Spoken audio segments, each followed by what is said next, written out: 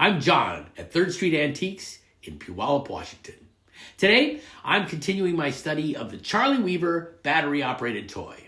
This is a follow-up video inspired by a gentleman named Vic in Newcastle, Pennsylvania. If I remember correctly, Vic was experiencing some issues with his Charley Weaver toy and wanted to know why certain features weren't working. He was seeking my advice, and he was kind enough to compliment me on the informative content of my videos. Flattery will get you everywhere, or at least it will coax me into doing some more of these videos.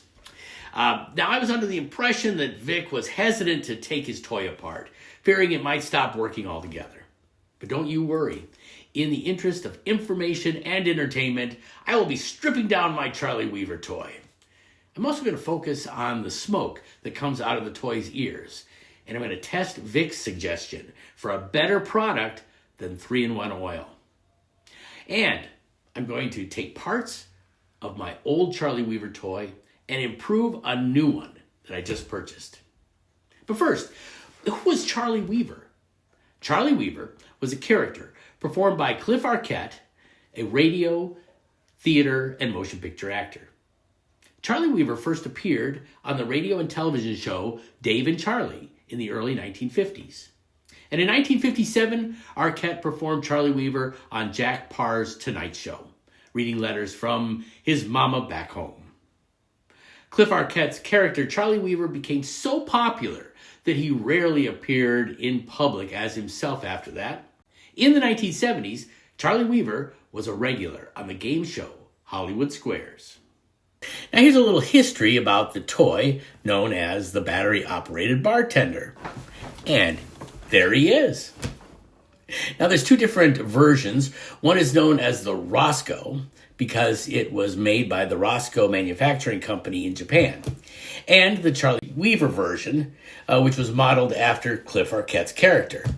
Now I'm kind of partial to the Charley Weaver version because I remember being fixated on one of these toys that sat on my Uncle Benny's bar in his basement. Now, if you'll notice this one here, he is actually a combination of the Rosco and the Charley Weaver. I took this, but his coat and everything is from the Rosco Battery-Operated Bartender. Let's take a closer look at this one. Here is the Charley Weaver that you saw in the last video. Here's my new one. There we go. And I got this off eBay for only $30. And I was really excited because I think I joked in the last video about this one. It said, when am I going to get a mustache and some glasses? And this one has the mustache and the glasses. And I believe this one looks much more like Charley Weaver.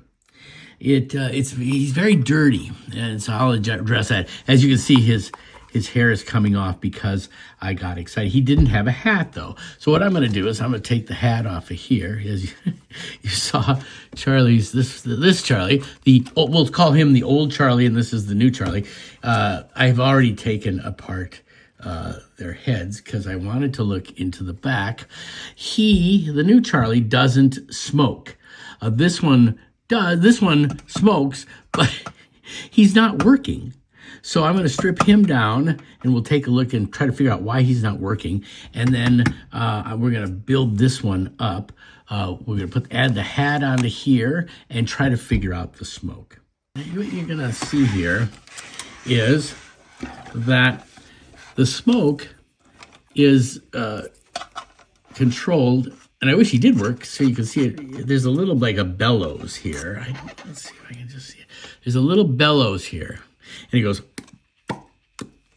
and then this little thing, I believe, heats up, or the smoke goes in there. The oil goes in there and heats up, and then just goes up through here and shoots out the ears. Now, Vic brought up a great point, and he said when you're putting oil in there and you're trying to drop it into his ears, you can see that the hole is very small. So what I did was I got to thinking about what he said, and I thought, you know what? I have these syringes, not because I like to shoot up, but because I use them to put glue in, and then if I'm working on some furniture and the veneer starts to peel up, I can shoot it under the veneer and then put it down. So that's what I use these for. So I thought, well, maybe I can put the oil in and then get it in here. I'm going to try putting it in here right now. And it goes pretty far, and you can shoot the oil in, and it'll go in through here, down here, and let's see if I can light that up a little better, and into this little chamber here, and just sits there and then drains into there and smokes. Vic said, hey, try smoke fluid that you use in a locomotive, a toy train. I thought this is genius. So we're going to try this in new Charley Weaver, because new Charley Weaver his smoking device doesn't work. Now, I did, I looked ahead just a little bit. Well, as you can see, I already took off the glass, because he didn't have a glass, so I took that off. And I'm thinking about I might possibly take this part of this off, because neither one of them has the top to their shaker. There's a plastic kind of a yellow top that goes on there. I love this one. The old Charley Weaver, he didn't really shake up his drink. Well, watch the new one, and he does work. Watch him just like a second. Look at the way he shakes that up. I love that. So that's another improvement. Glasses, hat, mustache, does a great shake. Now I put the old thing on there. There he goes again. So we can get this guy to smoke. And there's one more thing that I wanted to point out. You see here, his glasses left a mark on his face, and it kind of stains the plastic. This is actually known as Barbie ear, because the Barbie dolls, the first Barbie dolls, had earrings that had a brass pin on them, and it stuck through her ear. And if you left it on there long enough, in its box, then it would start to leak on there, and gave her Barbie ear, this green ear. Now, one of the ways to get that off is you take hydrogen peroxide and put that on a Q-tip. And I tried it on the other side just to, make sure I knew what I was talking about. And I've done it on the Barbie too. I had an old Barbie and I did it. It never really always comes off, but you can see that it was right here, right there. And you just got to be patient and just keep rubbing it with the hydrogen peroxide.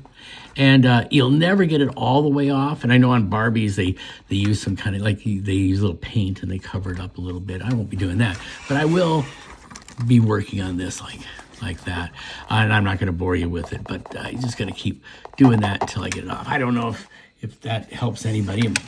Tell your Barbie collector friends that that's a solution, and I think there must be about 1 million YouTube videos about that. Now, I did kind of take a look at this syringe has the train fluid in it, and I did try to put it in, and then I realized what happened was, and I'm going to take the hat off, and I'm going to pull his head back. And don't worry, Vic, it'll go right back in. What it has is these little metal folding things, and they just fold. And you just have to be careful not to break them off.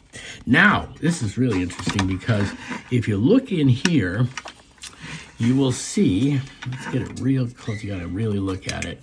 His bellow, I don't know, golly, it's right in here. His bellow is soaked with oil, and that's probably my fault, and it's broken. All right, so then if you turn him on,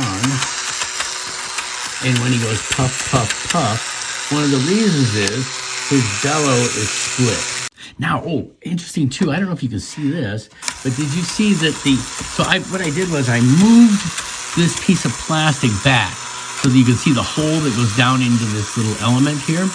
And he actually, and I did put the train smoking oil in.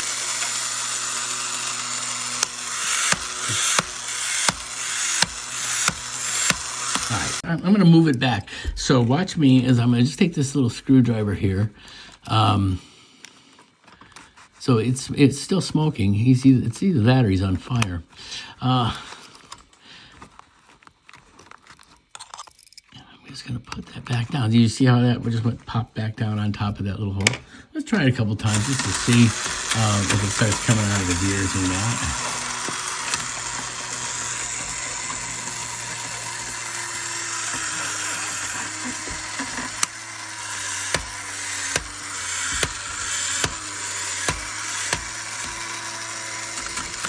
Nope, I think it has to do with the bellow. I think I might take the old one out of old Charley Weaver. That's going to be quite an operation. I'm also want to take all this apart and show you how it works, but it doesn't work. So maybe I can get it to work if I figure this out. I'm gonna start stripping this down, and I'll be back with you in a second. I've been working on taking off the jacket that I had hot glued onto the old Charley Weaver doll from the old Rosco, and I had to rip it off of him, but it doesn't matter because I didn't want that. But I do want to point out that if you are taking apart, let's say if I were to take the clothes off of him, which I might have to do, you have to be really careful because, of course, it's a very old toy, and the cloth is starting to disintegrate. So I think what I'm going to probably have to do, here's a seam right here, is find a seam and cut it with my X-Acto knife. All right, so I was able to get his clothes off. I'm sure if you took a lot of time, you could cut it across the seams and then use a hot glue gun to put the clothes back on him if you had to.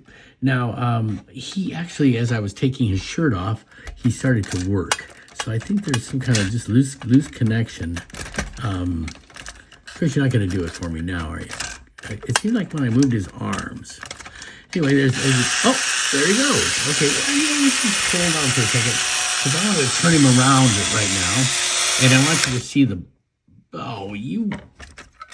All right, really? Oh, wait a minute. I'm just trying to see this bellow here. I'm going to kind of work. See? See how it puffs like that? So what I'm considering doing, now I'm going to actually shut you off. What I'm considering doing is actually taking that one out and transplanting it into new Charley Weaver. That could be quite an operation. I just wanted you to see that if you are taking parts off, there's these little tabs, and they really just pull up like that, and then it comes off of there. See, like that. And there's a little tab there, and then if you were to put it back on, you just put it back on and bend that tab back down.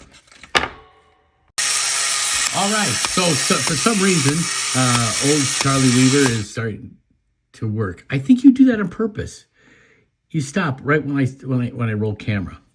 I did discover why his, you know what, it is a short in his foot, because every time I touch it, I can feel it works. The reason his arm didn't go flipping up like new Charley Weaver is because this thing's bent, and I think this part here would have flipped his arm up. Yeah, hold on a second. Let's see if we can just straighten that out for you, buddy. Now, does that work better? I don't. Go ahead. I'm just gonna touch your foot here and see if it can work. I'm gonna end up taking that boot off of there and seeing it. Come on, show the people. There, see? I think that's it. But because he would have had clothes on, that would have. See? That makes his arm. It's very interesting, isn't it? And did you just see the smoke coming out of his ears? Good. All right. And I like that new Charley Weaver's looking on in horror, like, oh no, he's going to do that to me. Well, I am, so get ready. All right. Let's be back in a sec here. I was never able to get the wiring to work again. I looked on the bottom of the new Charley Weaver. It seemed like the everything was connected. I just think that this has gotten so old and corroded inside. I tried to clean off the terminals and stuff, but you can see that there was rust here, and it's just just not happening. So it's not making a good connection. It does say on the bottom on the little instructions that went over this that you got to make sure this thing's nice and tight. And this one, it never was very tight on there. But isn't this interesting? They just leave these two wires like twisted together. I was also able to remove this the little smoker device. Wish I knew what this was called, but this little bellows is intact. And I think if I'm the worst solderer in the world, but I am going to make an attempt to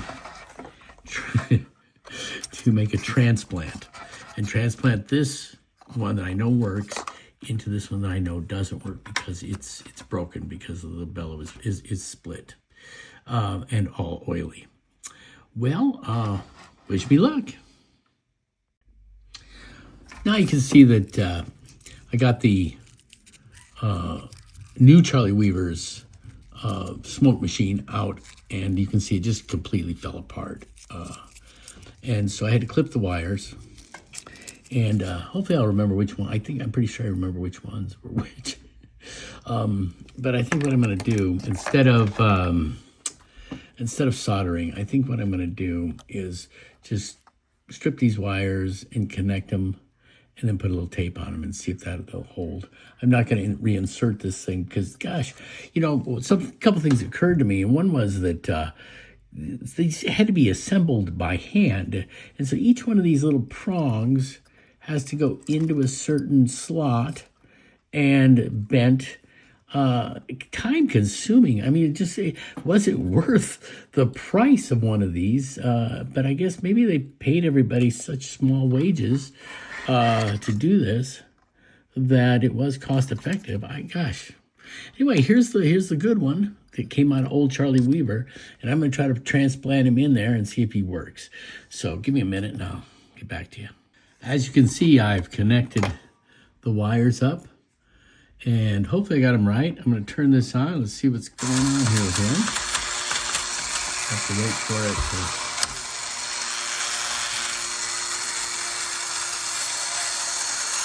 There he's drinking.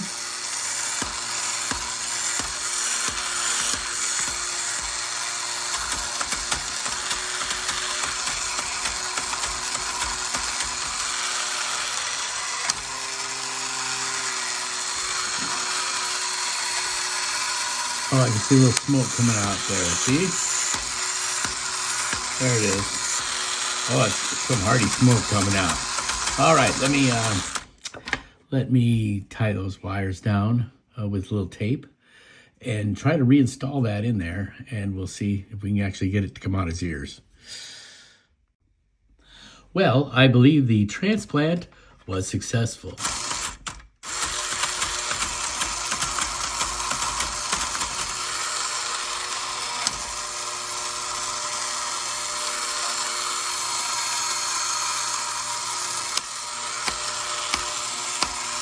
There's a lot of smoke coming out of those ears. Now, if I can get the whole thing put back together, we should have total success. Was I successful? Well, I think you can kind of see that there is some smoke coming out of his ears. It's not billowing out, but it's doing a nice job. I have to say that I was very proud that I was able to do that transplant. I did notice on the bottom that it did say, when I took the cardboard off to check the wiring, that it said tested by Rosco. So I think Rosco did make this Charley Weaver. I'm not happy with the way I put that second cup on there. I might just take that off again. But again, I'm just so happy. I love the way he shakes up his shaker and pours it in there, takes a drink, and gets red in the face. And I think there's some smoke coming out. I hope you can see that. Maybe not, but I'm going to say success is mine. I'm John at 3rd Street Antiques. Thanks for tuning in and watching that, and I hope it helps some of you out. So here's the toy that you saw in the last video, and